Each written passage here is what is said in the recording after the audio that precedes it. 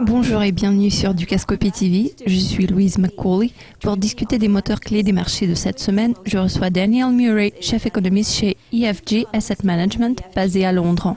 Alors Daniel, la Banque du Japon a publié son rapport mensuel lundi matin. Il paraît que la BOJ est généralement optimiste par rapport à la croissance. Quels sont vos pronostics pour l'économie japonaise cette année? Je crois que le prisme à travers lequel nous devrions analyser les perspectives japonaises sont les contraintes structurelles affrontées par l'économie du pays en ce moment et le contexte démographique assez complexe qui représente un obstacle pour la future croissance.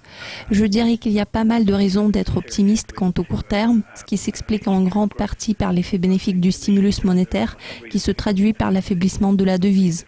L'activité économique a été freinée depuis longtemps et l'impact bénéfique des mesures de relance devrait se faire ressentir à mesure que progressera l'exercice. Je ne m'attends pas à une croissance hallucinante pour le Japon. Tout est relatif, mais il est censé quand même progresser par rapport à la marque de zéro, ce qui est déjà assez bien. Donc, la croissance japonaise a toutes les chances de ne surprendre à la hausse.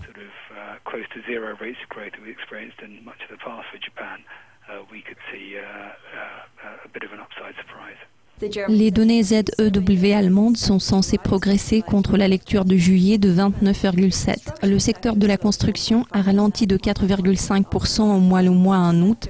Quels sont les secteurs qui prennent de plus en plus d'expansion? Je ne crois pas que le secteur du logement représente une préoccupation majeure pour l'économie allemande. N'oublions pas que les données mensuelles ont tendance à être très volatiles et peuvent changer radicalement. En second, le marché immobilier a beaucoup moins de poids dans l'économie allemande que dans la plupart des autres économies. On constate que la part relative de la propriété du logement en Allemagne est considérablement inférieure à celle dans d'autres pays européens. Donc, le marché immobilier en tant que tel ne pose pas de gros problèmes. Nous voyons que la situation sur le marché du travail s'est améliorée. Nous avons enregistré une légère progression des ventes au détail en Allemagne, ce qui joue en faveur du PIB. Cependant, le principal catalyseur et le moteur clé de la croissance en Allemagne est historiquement le secteur des exportations. Nous apprendrons bientôt le PIB de la zone euro. Les ventes au détail ont reculé de 0,6% en juin. Cela va-t-il freiner le PIB? À quel genre de résultats en termes de PIB allemand et italien vous attendez-vous? Oui, les ventes au détail représentent un élément important au sein du PIB, car ils s'inscrivent dans la consommation. Donc, on peut s'attendre à un certain ralentissement. Ce qu'il faut garder à l'esprit à propos du PIB de la zone euro est que les taux de croissance négatifs qu'on a observés au cours de 2013-2014 ont progressé depuis lors et on voit une nette amélioration en termes de métriques de performance du PNB dans la deuxième moitié de 2014.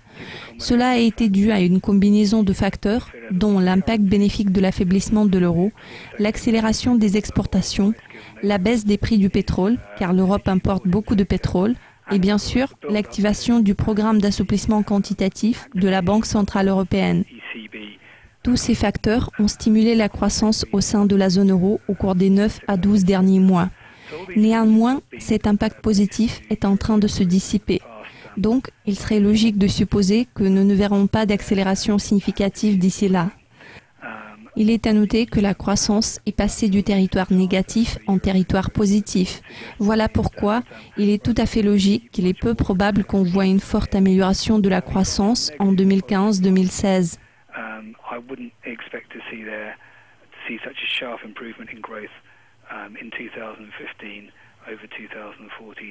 Le chômage britannique a progressé pour la première fois en 2 ans en juin.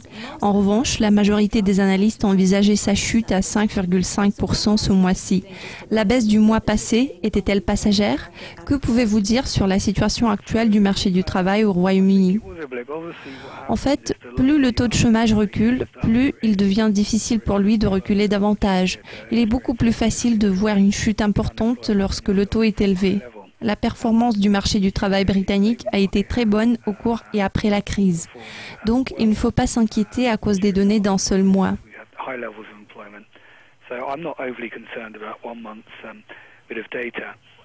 Une toute dernière question, Daniel. À quels autres événements ou publications les investisseurs devraient-ils accorder une importance particulière cette semaine? C'est avant tout la réunion de politique monétaire de la BCE jeudi.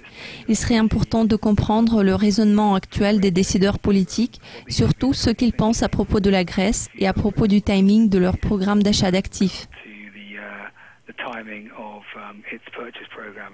Daniel, tous mes remerciements pour vos commentaires. C'est tout pour l'instant, mais restez à l'écoute de Dukascopy TV pour être au courant de tout ce qui se passe sur les marchés financiers. À très bientôt.